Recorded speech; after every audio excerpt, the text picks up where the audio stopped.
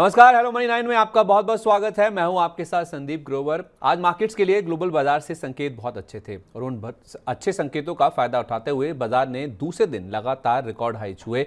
आज निफ्टी की बात करें तो 20,110 ये वो आंकड़ा है जो कि निफ्टी ने पहली बार छुआ है। इनफैक्ट कल वो दिन था जब 20,000 का आंकड़ा पहली बार निफ्टी की ओर से पार किया गया था और आज 20,110 का जो लेवल है वो निफ्टी ने रिकॉर्ड हाई के तौर पर छुआ है। लेकिन ऊपरी स्तरों से बाजार में उसके बाद मुनाफा वसूली कहें या फिर गिरावट जो है वो कहीं ना कहीं हावी होती हुई नजर आई और खास तौर पर जो mid cap small cap share हैं, यानी कि जो छोटे मझोले शेयर हैं, वहां पे जो प्रेशर है, वहां पे जो गिरावट है या जो वहां पे मुनाफा वसूली है वो ज़्यादा हावी होती हुई नजर आ रही है। अगर आपको कुछ चार्ट्स के जरिए हम दिखा पाएं कि आज मिड कैप और स्मॉल कैप इंडेक्स में किस तरह का रुझान देखने को मिल रहा है।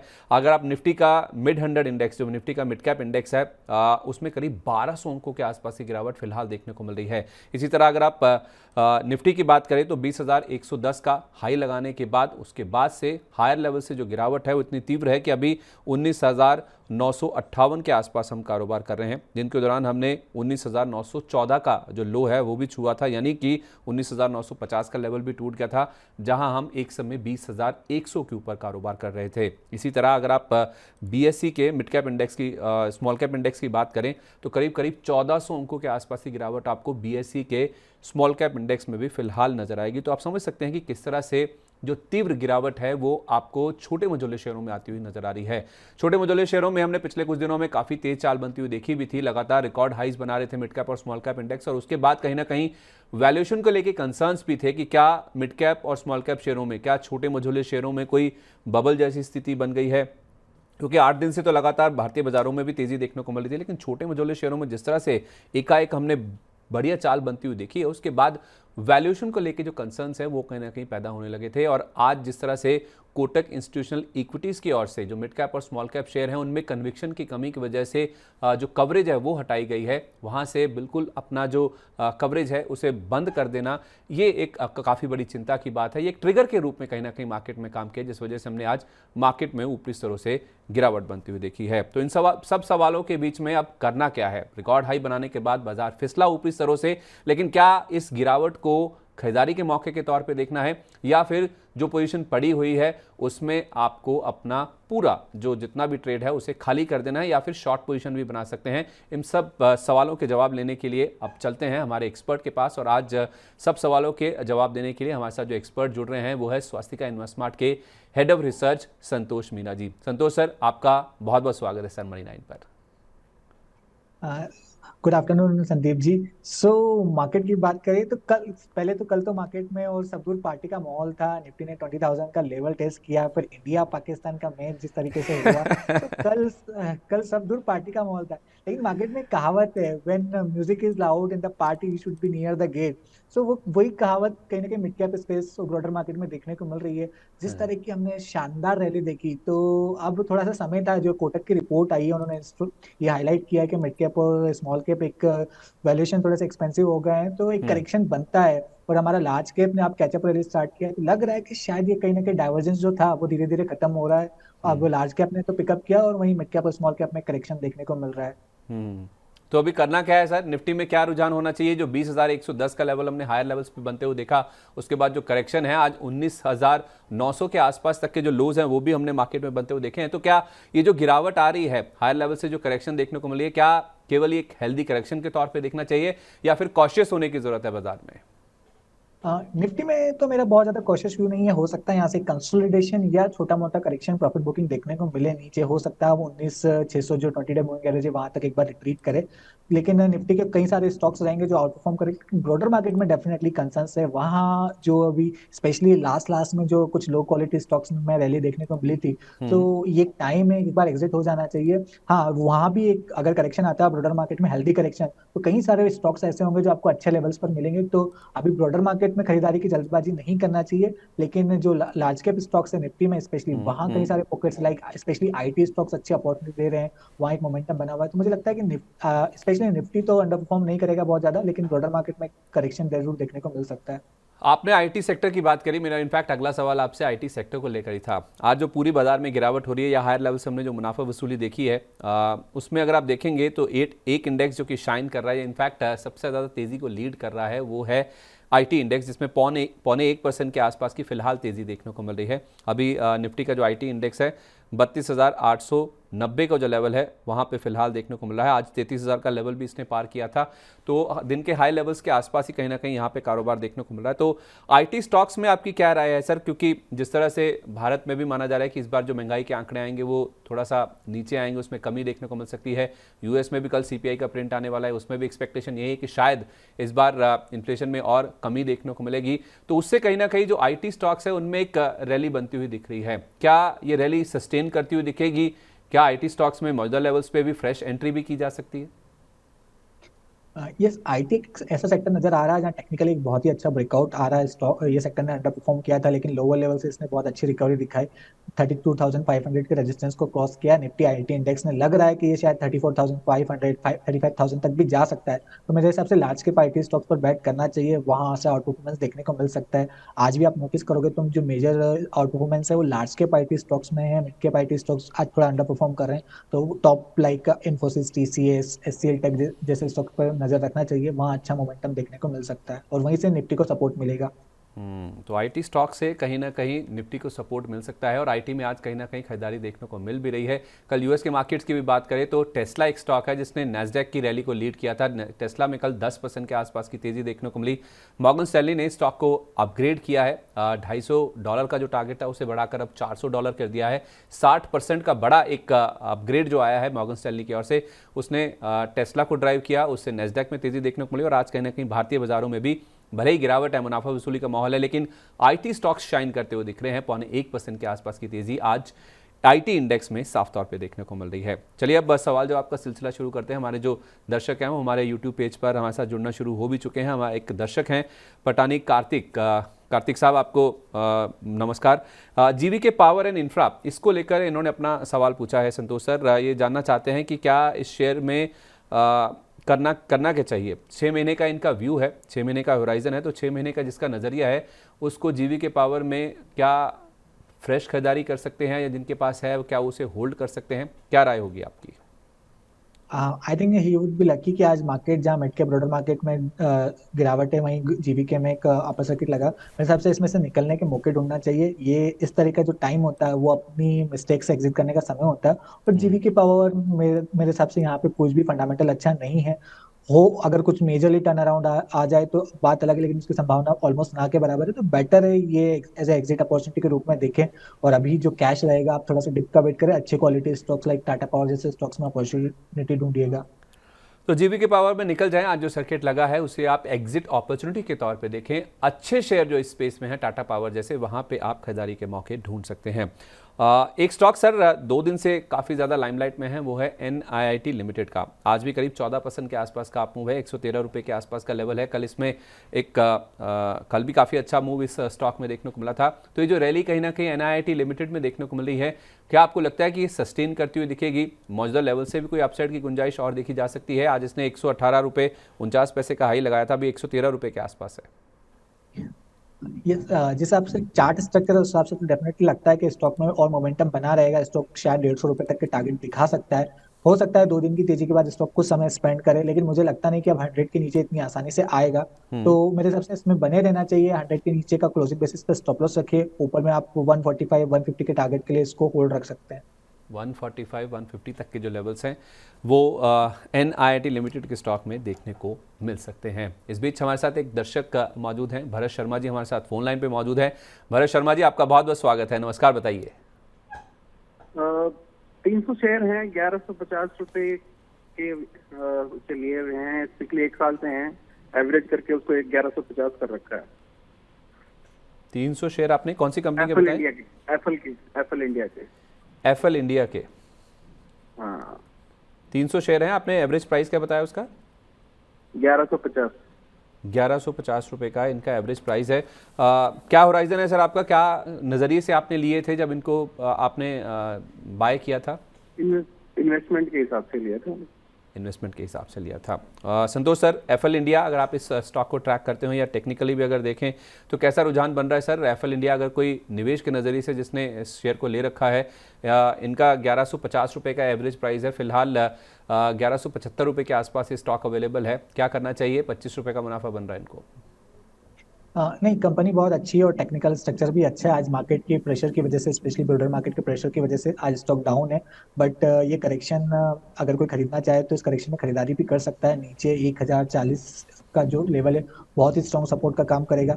इस बार के शायद इनके नतीजे जो आएंगे वो बहुत अच्छे आने की उम्मीद है। इलेक्शन के पहले थोड़े से जो एड रेवेन्यू वगैरह बढ़ जाते हैं, तो कंपनी के नतीजे भी आने की अच्छी उम्मीद है। और टेक्निकल स्ट्रक्चर भी आप देखो तो इसमें क्लासिकल एक inverse head and shoulder formation बना है, जो इंडिकेट करता है कि अगर मार्केट का थोड़ा भी सपोर्ट रहा तो स्टॉक पोटेंशियल रखता है 1350 रुपए तक जाने का। 1350 तक ये स्टॉक जा सकता है। नीचे में सपोर्ट है 1040 का। तो भरत शर्मा साहब, आपके लिए राय यही है कि आप इसमें होल्ड करें। आपको 1350 तक के जो लेवल्स हैं वो देखने को मिल सकते हैं, और मौजूदा लेवल्स पे चाहें तो कोई ऐड भी कर सकता है। ये राय फिलहाल निकल के सामने आ रही है। अच्छा सर, आज मार्केट में हमने देखा है जो मिड कैप शेयरों की पिटाई होती हुई दिख रही है, उसमें जो PSU स्टॉक्स हैं, जो सरकारी कंपनियों के शेयर हैं, उनमें भी कहीं ना कहीं हम देख रहे हैं कि काफ़ी ज़्यादा जो मुनाफा वसूली है वो देखने को मिल रही है। हमारे एक दर्शक हैं हमारे साथ, उन्होंने हमारा जो YouTube पेज है उस पर एक सवाल शेयर किया है। NMDC को लेकर वो राय जानना चाहते हैं। NMDC आज देखें तो जिस तरह से मिड कैप स्पेस में पिटाई हुई है, करीब 5% के आसपास की गिरावट स्टॉक में भी देखने को मिली है। 137 रुपये 80 पैसे का भाव है। जो हमारे दर्शक हैं ज्योतिंद्र भगत जी, उन्होंने इसके बारे में पूछा है कि क्या ये जो गिरावट है ये लॉन्ग टर्म एंट्री के तौर पर इसे देखा जा सकता है, इसे मौके के तौर पर देखें क्या? यस, जो मेजर रैली थी जो ड्राइव किया था बुल मार्केट, वो PSU स्टॉक्स ने किया था। आज एक करेक्शन देखने को मिल रहा है। हालांकि NMDC की बात करें तो इसमें तो अभी भी स्कोप है ऊपर के लेवल पर, ये इसमें इतना ओवर रेटेड स्पेस नहीं है। हो सकता है परीक्षण देखने को मिले। नीचे आपको मिलता है करीबन 130 रुपए के आसपास, तो वो एक अच्छी एंट्री अपॉर्चुनिटी रहेगी, क्योंकि इसका स्ट्रक्चर ओवरऑल अच्छा है। स्टॉक जिस दिन भी 145 रुपए के ऊपर टिकने में कामयाब रहा, 145 150 के ऊपर निकलता है, तो स्टॉक में फर्दर पोटेंशियल है कि शायद पोजीशन आप इन्वेस्टमेंट के रूप में रखना चाहते हैं तो 200 रुपए तक भी लेवल दिखा सकता है। 200 रुपये तक के लेवल्स देखने को मिल सकते हैं। अगर आप इन्वेस्टमेंट के तौर पे भी देखते हैं तो कितना व्यू होगा सर, कितना होराइजन लेके चलना होगा, किसी कितना ड्यूरेशन देना होगा इसके लिए? मेरे हिसाब से इनको 1 ईयर का व्यू लेकर चलना चाहिए, क्योंकि ऑलरेडी स्टॉक चल चुके हैं, तो एक बार छोटा मोटा प्रॉफिट बुकिंग आ सकता है, लेकिन प्रॉफिट बुकिंग में इस स्टॉक में खरीदारी के रूप में मौके ढूंढ सकते हो। मतलब आप कह रहे हैं कि डिप्स पे कर दे, राइट? राइट। ठीक है, तो भगत साहब आपके लिए राय यही है कि NMDC अच्छा स्टॉक है, मौजूदा लेवल से भी अच्छा अपसाइड देखने को मिल सकता है, लेकिन प्रॉफिट बुकिंग जो शुरू हुई है हो सकता है थोड़ी और चले, तो लोअर लेवल्स पे डिप्स पे आप इसमें खरीदारी करें। 1 साल का व्यू रखें तो 200 रुपये तक के जो लेवल्स हैं वो भी स्टॉक में आ सकते हैं। अच्छा कैंडिडेट है, अच्छा स्टॉक है, अच्छी कंपनी है, फंडामेंटल्स बहुत मजबूत है। 200 रुपये तक के टारगेट इसमें आते हुए नजर आ सकते हैं। साक्षी सिंह हमारी एक और दर्शक हैं। साक्षी जी, आपको नमस्कार। TV18 इनके पास 8000 क्वांटिटी है। सर, अगर TV18 के स्टॉक को आप ट्रैक करते हो, 8000 शेयर इनके पास 49 रुपये के भाव पे हैं, लेकिन इनका सिर्फ ट्रेडिंग का ही नज़रिया है। ये एक ही हफ्ता, एक वीक इन्होंने लिखा है कि वो होल्ड करना चाहती हैं। TV18 का प्राइस एक बार देख लेते हैं, 44 रुपये 55 पैसे का है, और इनका जो एंट्री प्राइस है वो 49 रुपये का है। तो इनको करीब करीब 4.5 रुपये का प्रति शेयर नुकसान हो रहा है, और अच्छी खासी क्वांटिटी है सर 8000 की। क्या राय होगी आपकी? इसका वैसे स्ट्रक्चर तो अच्छा था। आज गिरावट जरूर देखने को मिल रही है, लेकिन जब तक ये स्टॉक 43 रुपीज के ऊपर ट्रेड कर रहा है, व्यू थोड़ा सा बुलिश रहेगा। तो आप 43 के नीचे का स्टॉप लॉस लगा के रखिए, उसके नीचे ज्यादा तो एग्जिट हो जाइएगा। अगर वो लेवल होल्ड करने में कामयाब रहा तो स्टॉक एक बाउंस बैक दिखा सकता है 50 रुपीज के आसपास तक का, तो वहां आप फिर से एग्जिट के मौके ढूंढ सकते हो। तो 43 का स्टॉप लॉस लगा लीजिए। साक्षी जी, आपके पास TV18 जो रखे हुए हैं, भले ही आपको नुकसान हो रहा है, लेकिन 43 के नीचे जाने की गुंजाइश कम है। अगर वहाँ पे रुक जाता है, सपोर्ट ले लेता है, तो ऊपर में हो सकता है 50 रुपये तक के जो लेवल्स हैं वो भी स्टॉक में देखने को मिल सकते हैं। अच्छा सर, आज हम देख रहे हैं कि IT स्टॉक्स में काफ़ी अच्छा रुझान देखने को मिल रहा है। हमारे एक दर्शक हैं FSL, जो फर्स्ट सोर्स नाम की कंपनी है, उसके बारे में जानना चाहते हैं कि फर्स्ट सोर्स में कैसा रुझान बनता है वो दिख रहा है। फर्स्ट सोर्स के लिए हमारे एक दर्शक हैं जिन्होंने सवाल पूछा था, मैंने अभी YouTube पे देखा था, उन्होंने फर्स्ट सोर्स यानी कि FSL को लेके ही अपना सवाल मेंशन किया था। वो जानना चाहते हैं कि क्या FSL में मौजूदा लेवल्स पे एंट्री की जा सकती है, क्योंकि आपने बड़े स्टॉक्स की तो बात करी। हाँ, प्रवीण सिंह झाला हमारे एक दर्शक हैं जिन्होंने हमें YouTube पेज पे हमारे ये सवाल शेयर किया है। वो जानना चाहते हैं कि अगले 3 महीने के लिए FSL यानी कि फर्स्ट सोर्स का टारगेट क्या होगा, क्योंकि बड़े स्टॉक्स में तो आप कह रहे हैं कि TCS, HCL टेक जैसे स्टॉक हैं वो निफ्टी को सपोर्ट करते हुए दिख रहे हैं। क्या मिड कैप्स में भी जो छोटे मझोले स्टॉक्स हैं उनमें भी IT स्पेस में अभी दम है या गुंजाइश है, वैल्यूएशन कंफर्ट है यहाँ पे खरीदारी करने का? स्टॉक स्पेसिफिक मोमेंटम देखने को मिल सकता है। कुछ स्टॉक्स जो है ओवर वैल्यूड है मिड कैप आईटी में, कुछ में अभी भी स्कोप है। एफएसएल की बात करें तो स्टॉक में अभी भी स्कोप है। स्टॉक का आज करेक्ट हुआ है, लेकिन 151 से 150 के आसपास मिलता है तो आप खरीदारी के मौके ढूंढ सकते हो। अगर इनकेस 150 भी टूटता है तो मुझे लगता है 140 से 135 की रेंज इसको बहुत स्ट्रॉन्ग सपोर्ट जोन की तरह काम करेगी। और यहाँ से अगर बाउंस बैक होता है 150 के आसपास तो, और मार्केट का सपोर्ट मिलता है तो ऊपर में 190 रुपये तक की टारगेट आपको शायद जो 2 महीने में देखने को मिल सकते हैं। ठीक है, ये राय है फिलहाल फर्स्ट सोर्स की। जहाँ तक बात है, वंदना सिंह हमारी एक दर्शक हैं, उन्होंने टाटा पावर को लेकर अपना सवाल हमारे यूट्यूब पेज पे शेयर किया है। वंदना जी, आपको नमस्कार। आपने अगर कार्तिक जी का जो सवाल था जो उन्होंने जीवी के पावर पे पूछा था, तो संतोष जी ने हमें यही कहा था कि टाटा पावर में आप खरीदारी करें, जो बेटर स्टॉक है इस स्पेस में। आपने टाटा पावर को लेकर ही सवाल पूछा है। सर, ये 2 साल के लिए पूछती हैं कि क्या मौजूदा लेवल्स पे टाटा पावर में एंट्री की जा सकती है। 2 साल के लिए टाटा पावर का टारगेट क्या होगा वो बता दीजिए एक बार। टाटा पावर पे हम काफी ज्यादा बुलिश है और हमारे क्लाइंट्स को भी लगातार रिकमेंड करते आ रहे हैं पावर स्पेस में, क्योंकि जो ग्रीन एनर्जी की थीम है उसमें काफी एग्रेसिवली काम कर रहे हैं आपका सोलर एनर्जी में। तो स्टॉक और काफी लंबे समय से कंसोलिडेट भी कर रहा है, अब ब्रेकआउट आते दिख रहा है। तो स्टॉक अगर आपका साल भर का व्यू है तो मुझे 2 साल का व्यू है तो मुझे 500 रुपए के भी टारगेट आ जाए तो कोई बड़ा सरप्राइज नहीं होगा। तो इन्वेस्टमेंट के रूप में रखिए, स्टॉक काफी अच्छा है। और कोई मार्केट की गिरावट की वजह से इसमें कोई गिरावट आती है, आपको 230 रुपए के आसपास मिलता है तो और रेट करना चाहिए। ओके, तो वंदना जी, आपके लिए राय ये है कि टाटा पावर आपने शेयर तो काफ़ी अच्छा चुना है, क्योंकि संतोष जी कह रहे हैं कि अपने क्लाइंट्स को भी रेकमेंड कर रहे हैं। 2 साल का आपका नज़रिया है, तो 500 रुपये तक के जो टारगेट्स हैं वो टाटा पावर के स्टॉक में देखने को मिल सकते हैं। इस बीच एक और दर्शक हमारे साथ मौजूद हैं फोन लाइन पे, संजय कुमार साहू जी हमारे साथ मौजूद हैं। संजय जी, नमस्कार। नमस्कार सर। नमस्कार। बताइए सर, कैसे आपकी मदद कर सकते हैं। सर, मेरे पास पिछले 1.5 साल से बायबैक के टाइम में ही मैं शेयर खरीदा था टीसीएस का, जिसका एवरेज रेट है सर, मैंने अभी जो लिया हूँ 3568 रुपीज पर शेयर। 30 शेयर है मेरे पास। आने वाले 6 महीने तक मैं होल्ड कर सकता हूँ। मुझे एडवाइस कीजिए सर, मुझे क्या करना चाहिए। आपने कहा आपने बायबैक से पहले खरीदे थे, राइट? जी, बायबैक में टेंडर भी किया था, जो टेंडर में लेना था वो ले लिया, बाकी रेस्ट हमारे पास रखते हैं सर। तो आपको 4500 रुपये का भाव मिला होगा, राइट? जी जी, उस टाइम वो मिल गया था, बाकी रेस्ट अभी मेरे पास 30 शेयर देते हैं। तो जो आपने 4500 रुपये पे टेंडर कर दिए, उसके बाद जो 30 आपके पास बचे हैं, उसकी ये एवरेज कॉस्ट है या वो प्रॉफिट आपने अलग छोड़ दिया? वो अलग छोड़ दिया, लेकिन जो हमारे पास डीमेट में दिखा रहा है सर, वो अभी ये रेट है सर। ठीक है, कोई बात नहीं। तो आपके पास जो 30 शेयर बचे हुए हैं, जो टेंडर होने के बाद आपके पास ये बचे हैं 3568 रुपये। संतोष सर, 6 महीने के लिए हमारे दर्शक हैं संजय जी, उनके पास जो बाकी बचे शेयर हैं, आज शायद उनका जो भाव है उसके बेहद करीब स्टॉक आता है वो देखा, क्योंकि 3500 का जो लेवल है वो भी स्टॉक ने पार किया। आज 3573 रुपये के आसपास का हाई बनाया है। क्या राय होगी सर, लंबे समय बाद जब आप किसी स्टॉक को होल्ड करते हैं, आपका जब प्राइस आता है तो आपके मन में एक दुविधा अमूमन पैदा होती है कि क्या मेरा प्राइस आ गया है, निकल जाऊं, बहुत लंबे समय से होल्ड कर रहा हूं। टीसीएस को लेकर क्या राय है सर? टीसीएस को लेकर हमारा नजरिया बुलिश है। मैंने जैसा कहा कि निफ्टी आईटी इंडेक्स में ब्रेकआउट आया, लार्ज कैप आईटी स्टॉक्स काफी अट्रैक्टिव लग रहे हैं। लग रहा है कि स्टॉक यहाँ से आउटफॉर्म कर सकता है। जो मुझे इमीडिएट टारगेट लग रहा है वो 3750 तक का लग रहा है। थोड़ा सा लंबा नजरिया रखते हैं आप 6 महीने का, तो 4000 जो ऑल टाइम हाई है आपको वो भी देखने को मिल सकता है। तो स्टॉक में कोई दिक्कत भी नहीं है और लोअर लेवल अभी बहुत ज्यादा चला भी नहीं है, तो रिस्क रिवॉर्ड भी आपके फेवर में है। तो डेफिनेटली स्टॉक को होल्ड रखना चाहिए, अभी निकलने की जल्दबाजी नहीं करना चाहिए। 4000 कब तक आ जाएगा सर? लग रहा है अगर मार्केट सपोर्टिव रहा तो आने वाले 4 से 5 महीने में हमको इजीली देखने को मिल सकता है। 4 से 5 महीने में। संजय जी, अगर आप मेरी आवाज़ सुन पा रहे हैं तो आपने 6 महीने का नजरिया बोला है कि आप 6 महीने और होल्ड कर सकते हैं। संतोष सर हमें कह रहे हैं कि अगर आप 4 से 5 महीना ही इसे होल्ड करते हैं तो 4000 का जो ऑल टाइम हाई इसने लगाया था स्टॉक ने, टीसीएस ने, वो भी आने की गुंजाइश है। तो आप होल्ड कीजिए, अच्छी बात है, आपने अच्छा शेयर चुना है, आपने बायबैक में भी टेंडर करके मुनाफा कमाया है। जो बाकी शेयर आपके पास पड़े हैं, एवरेज प्राइस जो 3550 रुपये के आसपास का है, उसको भी आप होल्ड कीजिए। कम से कम 6 महीना हो सकता है आपको 4000 तक के जो लेवल्स हैं वो भी कहीं ना कहीं आते हुए नज़र आ सकते हैं।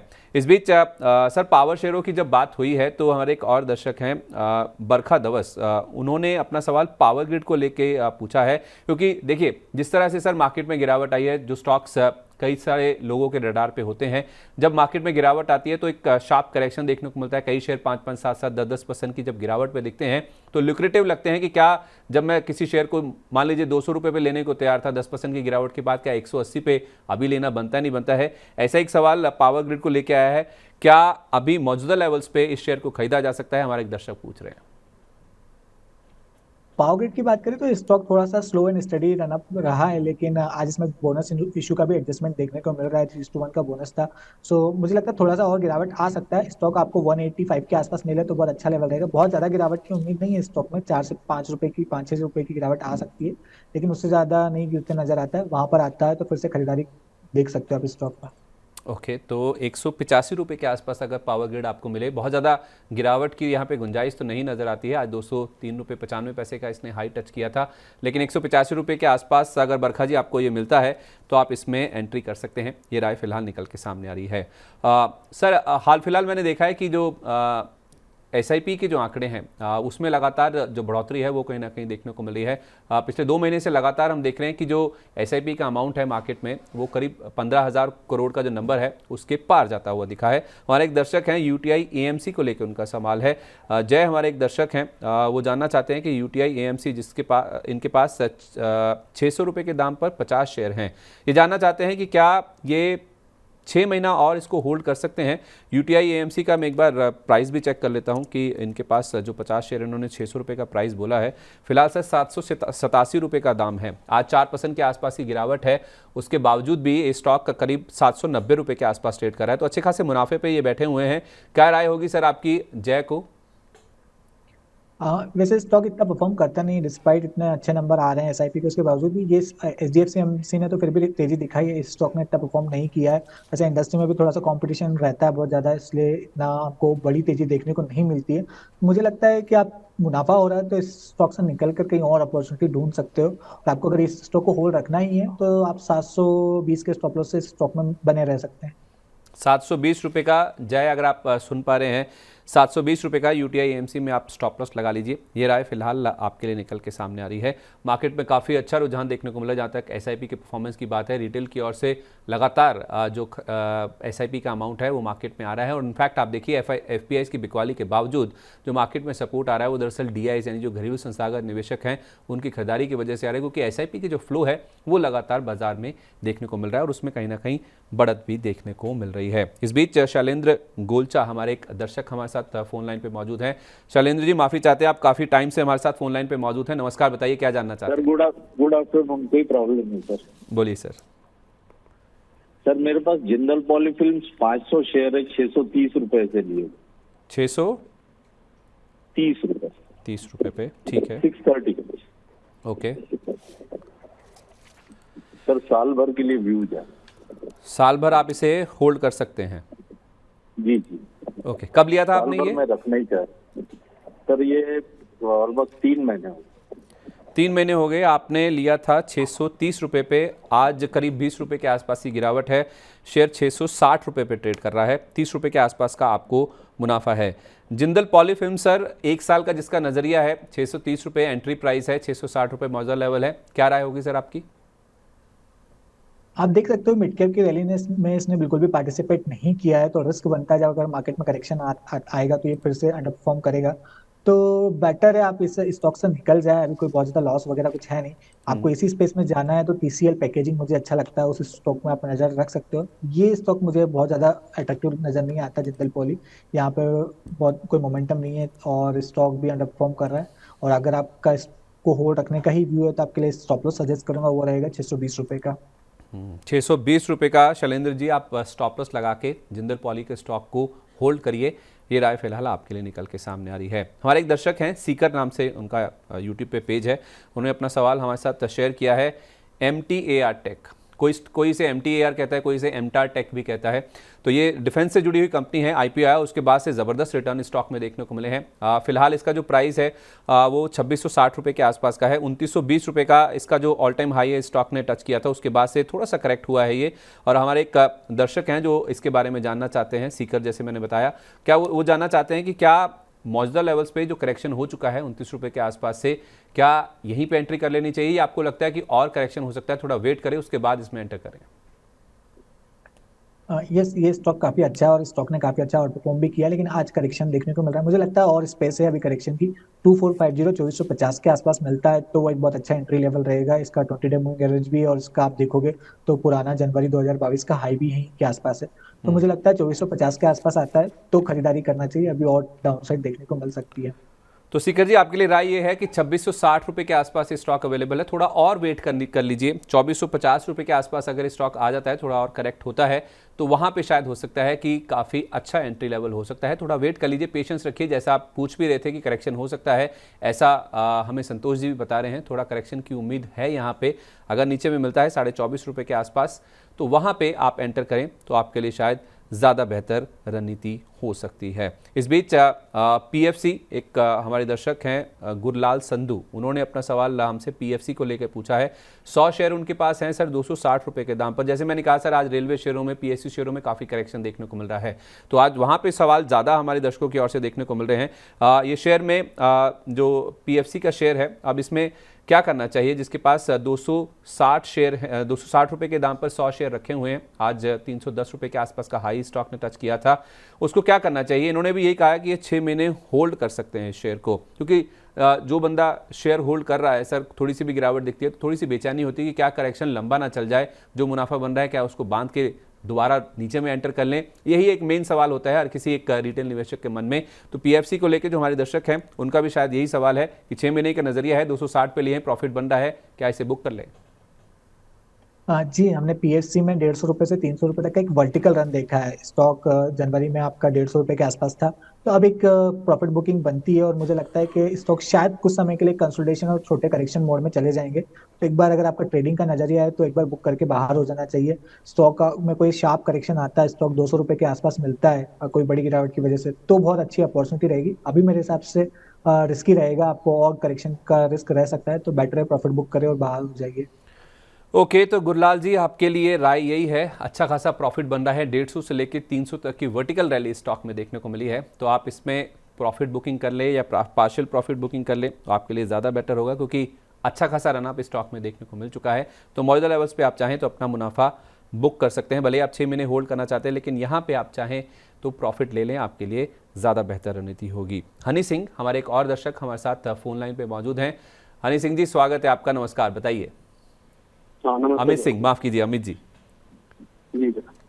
हाँ सर, मेरा एक सवाल था कि मेरे पास इंडियन ओवरसीज बैंक के सर 321 शेयर हैं, 25 रुपए के भाव में सर। 25 रुपए का भाव है, ठीक है। तो लॉन्ग टर्म के लिए सर क्या रहेगा? अच्छा, तो आपने कब खरीदे थे सर ये सर 3-4 महीने हो गए।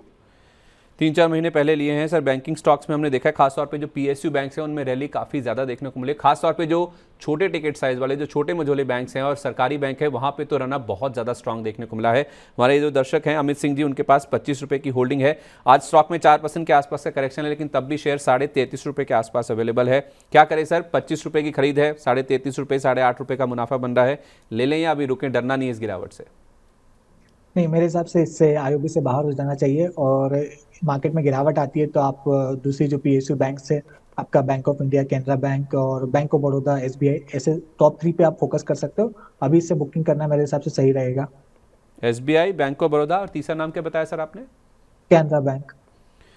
तो एसबीआई, बैंक ऑफ बड़ौदा और कैनरा बैंक, ये 3 ऑप्शन हैं अमित सिंह जी, जिनको आप चूज कर सकते हो। और अभी जो आपको आईओबी में मुनाफा हो रहा है उसको आप चाहें तो बांध दीजिए, और किसी अच्छे बड़े बैंक में, एसबीआई, बैंक ऑफ बड़ौदा या कैनरा बैंक, इनमें अगर आप निवेश करते हैं तो हो सकता है कि आपका जो निवेश है, जो आपकी स्ट्रैटेजी है, वो ज़्यादा बेहतर साबित होती हुई नजर आ सकती है। तो इन स्टॉक्स पे आप ज़्यादा फोकस करें। आईओबी में फिलहाल आप चाहें तो मुनाफा वसूली कर सकते हैं। इस बीच हमारे साथ कुछ और दर्शक जो हमारे साथ यूट्यूब पेज पे ही जुड़ रहे हैं, उनमें कई सारे सवाल आ रहे हैं, खासतौर पे जो रेलवे स्टॉक्स हैं, जो पीएसयू स्टॉक्स हैं, उनमें ही ज़्यादा आज जो सवाल हैं वो हमारे दर्शकों की ओर से देखने को मिल रहे हैं। एक रेलवे स्टॉक की जहाँ तक बात है तो उसमें आईआरएफसी एक स्टॉक है सर, 2% के आसपास की गिरावट आज स्टॉक में देखने को मिली है, लेकिन इसमें जो रनअप है वो काफ़ी स्ट्रांग देखने को मिला है।